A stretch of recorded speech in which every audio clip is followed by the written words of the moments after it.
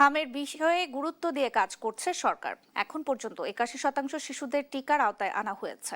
আগামী 2-1 দিনের মধ্যে 100% টিকাদান সম্পূর্ণ হবে বলে জানিয়েছেন স্বাস্থ্যমন্ত্রী সাখাওয়াত হোসেন।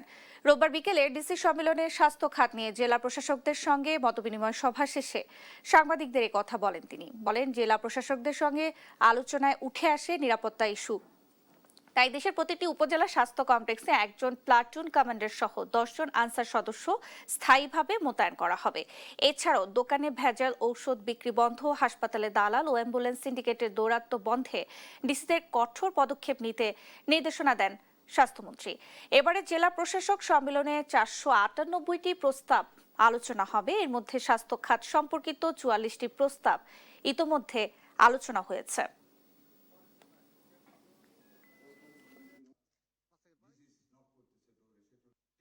প্রায় কত পার্সেন্ট, 81%, 81 না, আমরা মিজেলস আমরা কাভার করে নিয়েছি ইনশাল্লাহ। আমাদের ভ্যাকসিন দেওয়া, সেইটারও প্রত্যেকটা ক্যাম্পের প্রতি যেন ওনারা দৃষ্টি রাখেন, এই ব্যাপারে আমরা সহযোগিতা চেয়েছি।